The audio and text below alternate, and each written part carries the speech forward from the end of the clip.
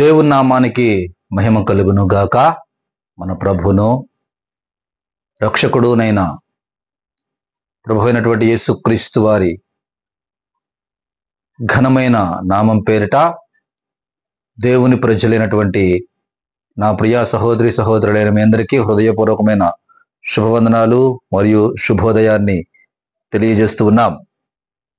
ప్రభు మనలను ప్రేమించి మరి ఒక నూతన దినాన్ని మన జీవితాల్లో మనకు అనుగ్రహించినందుకు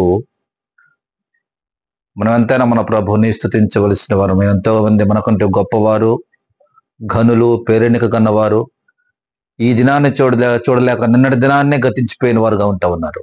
కానీ మరి దేవుడు మరి ఒక దినాన్ని చూచే కృపను మనకిచ్చినందుకు మనం ఎంతైనా మన ప్రభుని స్తుతించవలసిన వారమైనాం. హల్లెలూయా, హల్లెలూయా, హల్లెలూయా.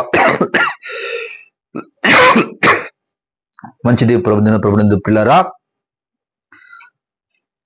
దేవుని వాక్యం ఇదాన దేవుడు మనతో మాట్లాడబోతున్నటువంటి వాక్యములోనికి మనం వెళ్దాం.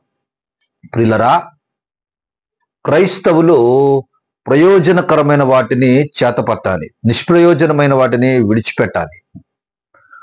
ఉపయోగం లేని వాటిని విడిచిపెట్టాలి. ఆత్మీయ ఎదుగుదలకు సంబంధించి, తన ప్రార్థనా జీవితానికి సంబంధించి, తన విశ్వాస జీవితానికి సంబంధించి నిష్ప్రయోజనమైన వాటి ఏదైతే తన ఆత్మీయ జీవితానికి అడ్డంకిగా ఉందో, తన ఆత్మీయ జీవితం ఎదుగుదలకు ఏదైతే ఆటంకముగా ఉందో, నీ ఆత్మీయ ఎదుగుదలకు ఏదైతే అడ్డుపడతా ఉందో, ఏదైతే నిరోధిస్తా ఉందో, వాటిని మనము విడిచిపెట్ట. ఉపయోగం లేదు, వాటి వల్ల ఉపయోగం లేదు, మనకు నష్టమే కానీ ఉపయోగం లేదు.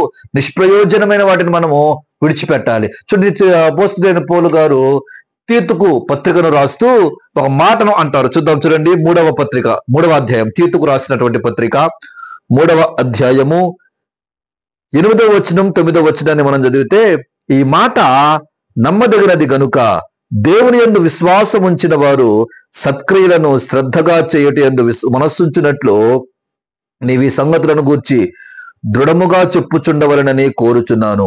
ఇవి మంచివియు మనుష్యులకు ప్రయోజనకరమైనవియునై ఉన్నవి గాని అవివేక తర్కములను, వంశావళులను, కలహములను, ధర్మశాస్త్రమును గూర్చిన వివాదములను, నిష్ప్రయోజనములను వ్యర్థమునై ఉన్నవి గనుక వాటికి దూరముగా ఉండుము.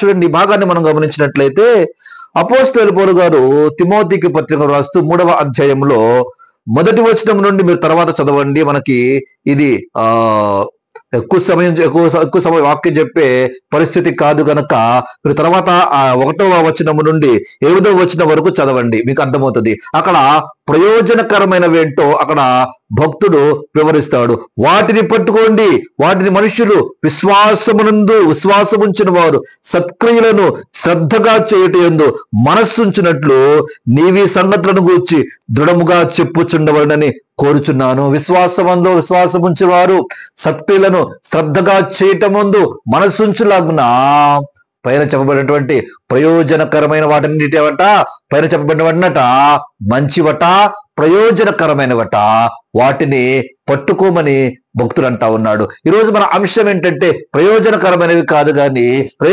మనకు ప్రయోజనకరమైనవి తెలుసుకోవటం మంచిదే, కానీ ప్రయోజనకరమైన వాటిని మనం పట్టుకునే ముందు నిష్ప్రయోజనమైన వాటిని మనం మొదటగా విడిచిపెట్టాలి.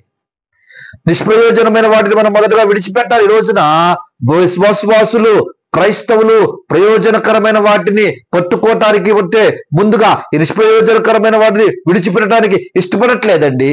ఈ నిష్ప్రయోజనకరమైనవి ఏంటి అని భక్తులు అంటా ఉన్నాడంటే, చూడండి, అవివేక తర్కములట. ఏంటంట? అవివేక తర్కములు. కొంతమంది క్రైస్తవులే మందిరంలో కూర్చొని కొంతమంది వాదనలు పెట్టుకుంటా ఉంటారు. వాదనలో దేని గురించి వాదనలు? పనికిమాలిన లోక సంబంధమైనటువంటి వాటి గురించి వాదనలు,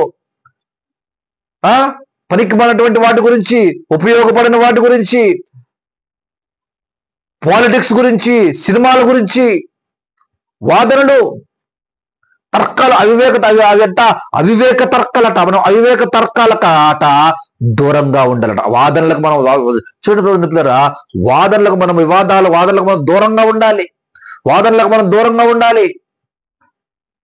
నీకు నీ ఆలోచనలతో ఎదుటివారు మాట్లాడేటప్పుడు వారి ఆలోచనకు విరుద్ధముగా ఉండి నీతో వాదనాడటానికి అతను ముందుకొస్తా ఉన్నప్పుడు సైలెంట్ అయిపోవడం మంచిది.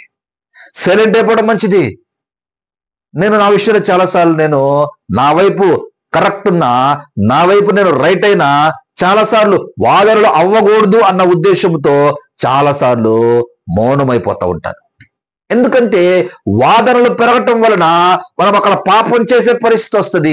ఆ విస్తారమైన మాటల వలన విస్తారమైన మాటలలో దోషం ఉండక మానదు అని పరిశుద్ధ గ్రంథం సెలవిస్తా ఉంది. మనము విస్తరించి మాట్లాడటం కంటే కూడా మౌనమైపోవటము చాలా శ్రేష్టమైనటువంటి విషయము. అవివేక తర్కాలట. తర్వాత వంశావళులు ఏంది? నా వంశం గొప్పది. నా వంశం అంటే ఏమనుకుంటున్నావు నువ్వు? నా వంశం అంటే మామూలుది అనుకుంటున్నావా? మాకు రోషంలో మేము మా వంశానికి పెట్టింది పేరు. ఒక మాట అంటే ఒప్పుకో. ఒక 100 మాట్లాడిందాక మా రోషం సల్లారదో. ఏమనుకున్నావు? మా వంశం అంటే మా వంశం చరిత్రలో ఉన్న వంశం మాది అని వంశావళుల గురించి ఓరగా డబ్బా కొట్టుకుంటారు చాలా మంది.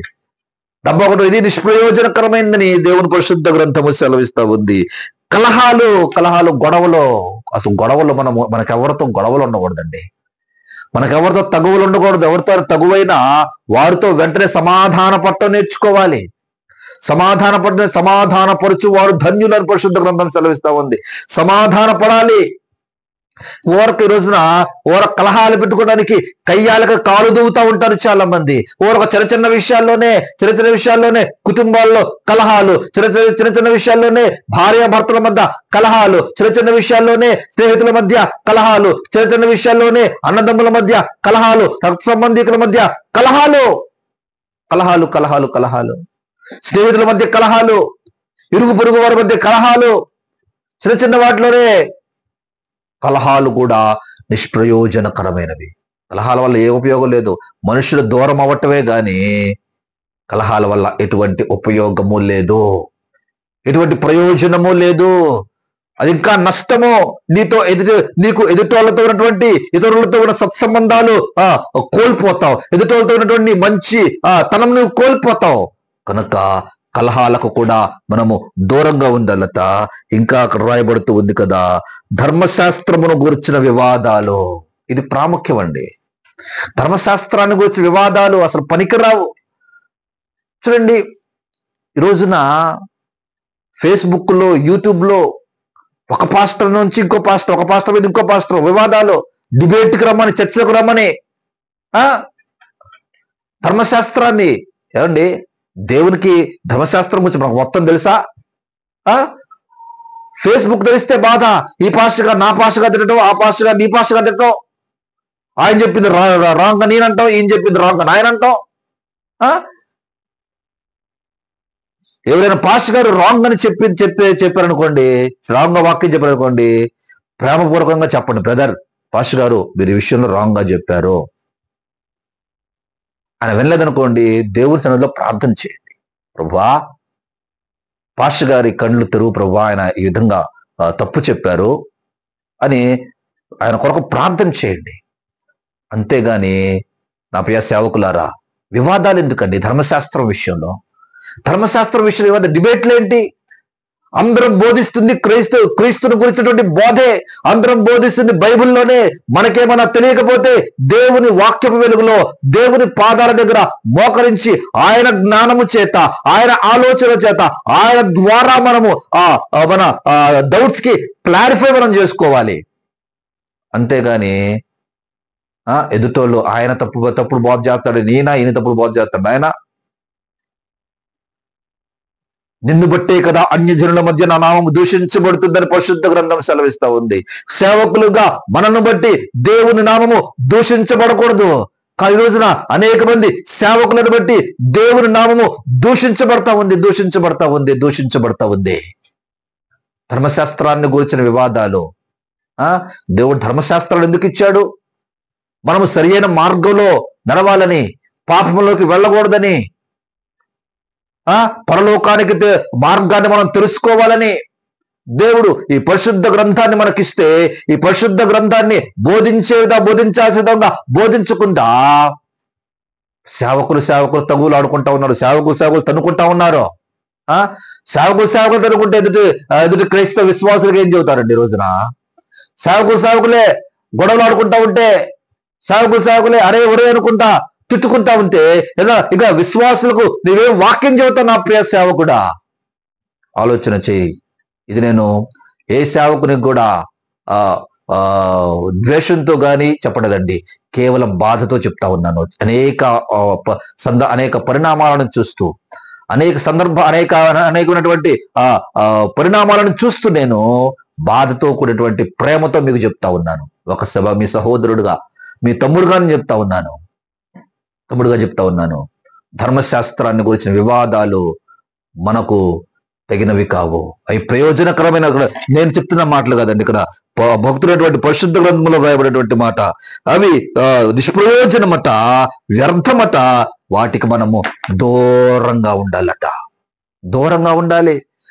క్రైస్తవులు, విశ్వాసులు, సేవకులు మనకు ఉపయోగపడే వాటిని, మన ఆత్మీయ ఎదుగుదలకు ఉపయోగపడే వాటిని, ప్రయోజనకరమైన వాటిని మనము చేపట్టాలి. కానీ నిష్ప్రయోజనమైన వాటిని ఏంటంట అవివేక తర్కాలు, వంశావళులు, కలహాలు, ధర్మశాస్త్రాన్ని గూర్చిన వివాదాలు, వీటిని మనము విడిచిపెట్టాలని, అవి నిష్ప్రయోజనమైనవని, వ్యర్థమైనవని దేవుని పరిశుద్ధ గ్రంథం సెలవిస్తా ఉండగా వాటిని విడిచిపెడదాం.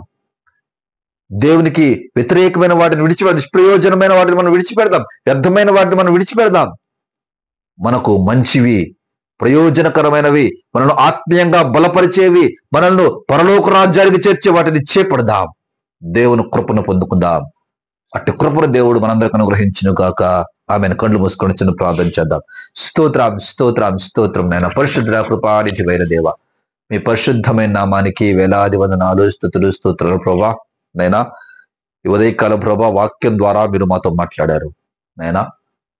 అవివేక తర్కాలు, కలహాలు, వంశావళులు, ధర్మశాస్త్రాన్ని గూర్చిన వివాదాలు, ఇవన్నీ నిష్ప్రయోజనమైనవని, వ్యర్థమైనవని, వాటికి మేము దూరంగా ఉండాలని, వాటిని మేము విడిచిపెట్టాలని మీరు మాతో మాట్లాడారు ప్రభా. అవును ప్రభా, మేము నాయన మా ఆత్మీయ ఎదుగుదలకు ఉపయోగమైన వాటిని, ప్రయోజనకరమైన వాటిని చేపట్టే వారిగా మేమందరం ఉన్నట్లుగా మీరు సహాయం చేయండి. వెత్తబడిన మీ వాక్యాన్ని ప్రతి ఒక్కరి అంతరంగాల్లో మీరు ముద్రించి వాక్యానుసారంగా జీవించినట్లుగా నైనా ప్రతి ఒక్కరిని కూడా మీరు బలపరిచి నడిపించి దేవా మీ కృపతో నింపండి. ఇది నా ప్రభా, ఈ కార్యక్రమాన్ని చూస్తున్నటువంటి బిడ్డలందరి జీవితాల్లో, కుటుంబాల్లోనైనా నూతనమైన కార్యాలు మీరు జరిగించిన కుటుంబాలు శాంతిని, సమాధానమును, సమృద్ధిని మీద దయచేయండి. కుటుంబాలను మీరు దీవించమని యేసు నామములో ప్రార్థించి వేడుకొని ఉన్నాం తండ్రి. Amen, amen, amen. యేసు రక్తమే జేమ్స్లో రక్తమే జయం, యేసు రక్తమే జేమ్స్లో రక్తమే జయం. ప్రభు యేసు రక్తమే సంపూర్ణ విజయం కలుగును గాక. Amen, amen, amen.